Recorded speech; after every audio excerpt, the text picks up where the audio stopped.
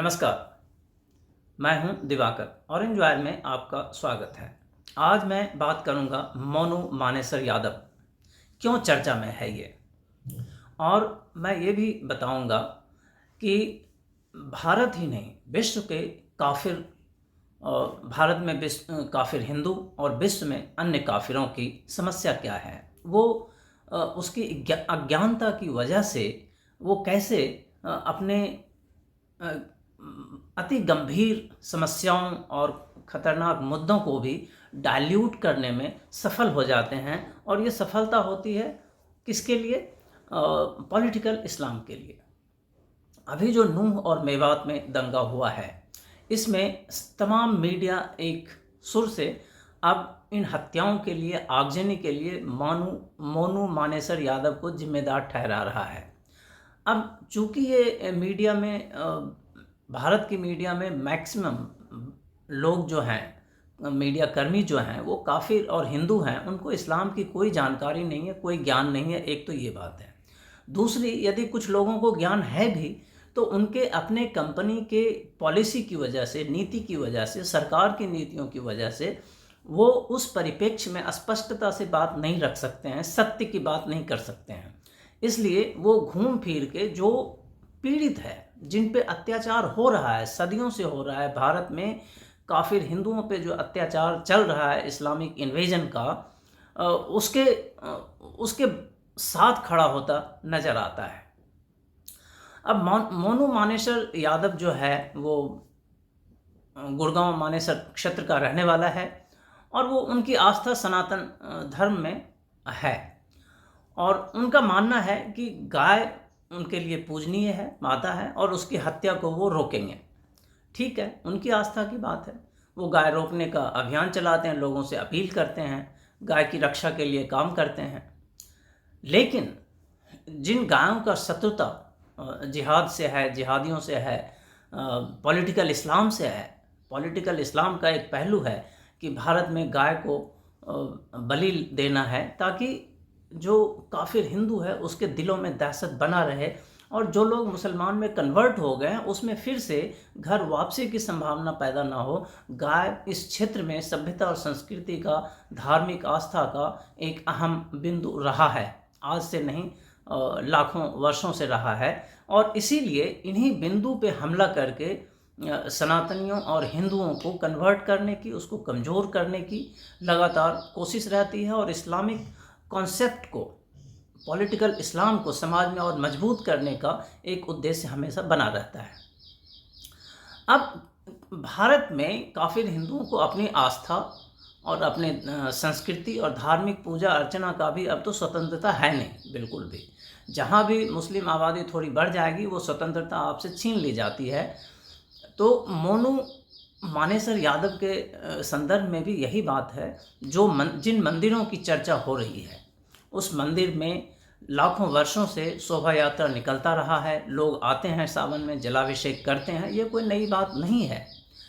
और दूसरी बात है, जो मीडिया में कहानी बनाई जा रही है कि मोनू मानेसर को पुलिस ढूंढ रही है और मोनू मानेसर आएगा तो हम उसको, अभी आप देखिए इसी संदर्भ में एक स्टेटमेंट है मेवात के ही मेंबर ऑफ लेजिस्लेटर का, एमएलए का, जो मुस्लिम है और कांग्रेस पार्टी का है, वो हरियाणा के विधानसभा में खड़ा होकर साफ साफ शब्दों में कहता है कि मोनू मानेसर यदि मंदिर के शोभा यात्रा में आएगा तो उसे प्याज की तरह छील दिया जाएगा।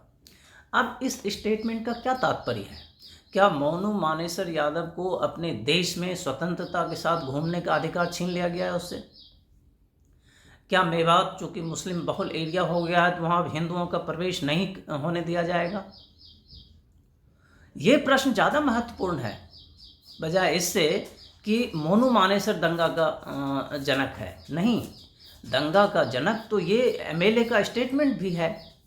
और फिर उन सोशल मीडिया पे उन पोस्ट का क्या, जो साफ साफ कहता है कि हिंदू काफिर हिंदुओं को आने दो, उसके बाद हम देखेंगे इसको। तो ये वही सिंड्रोम है, धिम्मी सिंड्रोम है, गुलामी सिंड्रोम है काफिरों के भीतर, काफिरों के नेतृत्व में। जो सैमुअल पैटी की हत्या जब होती है तो उसकी कोई गलती नहीं है। फ्रांस जब जलाया जाता है तो उसमें किसी की कोई गलती नहीं, उसमें तो एक पुलिस की गलती है जिसकी वजह से पूरा फ्रांस जल गया। इस तरह से न जाने इतनी सभ्यताएं जलाई गई देश में, उसमें हर काफिरों की ही गलती है। और है भी इस्लाम की के हिसाब से, इस्लाम के अवधारणा के हिसाब से काफिर तो कुफ्र करता है, सारे फसाद का जड़ तो काफिर ही है, क्योंकि वो अभी तक मुसलमान नहीं बना है। और जब तक वो मुसलमान बन नहीं जाएगा तब तक ये युद्ध चलता रहेगा। ये तो इसी अवधारणा के तहत ये बातचीत आती है। अब आते हैं मोनू मानेसर यादव पे। तो ये कौन होता है? मेवात के लोग ये तय करने वाले कौन होते हैं? मेवात का एमएलए ये तय करने वाला कौन होता है? भारत का काफिर मीडिया समाज के काफिर हिंदू या और भी जो लोग हैं, वो ये कौन होता है तय करने वाला कि मोनू कहाँ जाएगा और कहाँ नहीं जाएगा? क्या मोनू का ये मौलिक अधिकार नहीं है कि वो देश के अन्य हिस्सों में जा सके और आ सके? और वो जाने की घोषणा करता है तो उससे आपको क्या दिक्कत है? क्या पीएम घोषणा करता है कि मैं जा रहा हूँ कहीं, तो क्या उसके खिलाफ आप एक्शन लेंगे? अनेक लोग ये घोषणाएं करते हैं। सोशल मीडिया तो इसी के लिए बना हुआ है। लोग तो ट्रेन पे चढ़ता है तो फोटो खींच के डालता है कि मैं ये प्लेन में बोर्ड कर रहा हूँ, ट्रेन में बोर्ड कर रहा हूँ, यहाँ उतर गया, ये कर दिया। तो आप उसके पीछे AK-47 लेके लग जाएंगे क्या? ये ज़्यादा महत्वपूर्ण प्रश्न है काफिरों को, कोई भी सेंसेबल व्यक्ति के लिए पूछने के लिए कि ये प्रश्न पूछने वाले लोग कौन होते हैं, उनको किसने अधिकार दिया कि मोनू मानेसर कहाँ जाएगा और कहाँ नहीं जाएगा, ये तय करने का। वो मंदिर में आएगा या नहीं आएगा, कौन ये पूछना चाहता है, क्यों पूछना चाहता है? ये ज़्यादा महत्वपूर्ण सवाल है।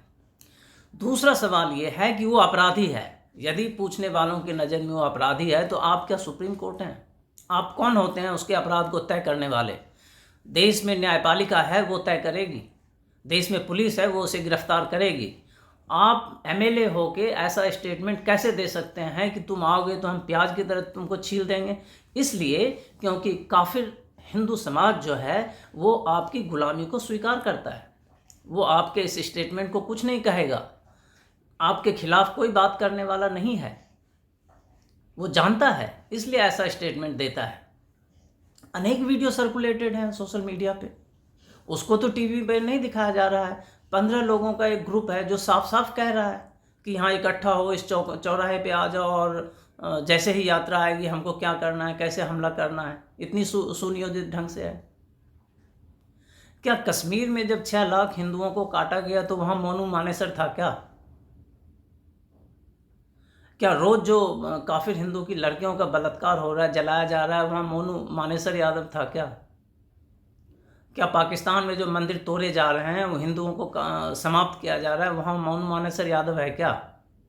बांग्लादेश में जो हिंदुओं को काटा जा रहा है हर दिन हर पल, अभी जब मैं बात कर रहा हूँ तब भी कोई ना कोई वहाँ काफिर काटा जा रहा होगा, तो वहाँ मोनू मानेसर यादव है क्या? अररिया में जो मुहर्रम के दौरान काफिर लड़कियों के साथ रेप हो गया, वहाँ कोई मोनू मानेसर यादव था क्या? नांगलोई में जो काफिर हिंदुओं के ऊपर मुहर्रम के जुलूस वालों ने हमला किया, वहाँ कोई मोनू मानेसर यादव था क्या?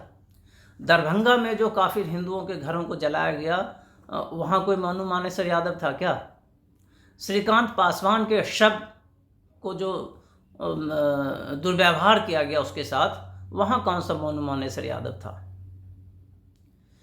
ये मोनू मानेसर यादव कोई नहीं है। ये सारी समस्या पॉलिटिकल इस्लाम का एक छत्र साम्राज्य स्थापित करने का है। मेवात के 103 गांवों को हिंदू विहीन करने के लिए मोनू मानेसर यादव नहीं गया था।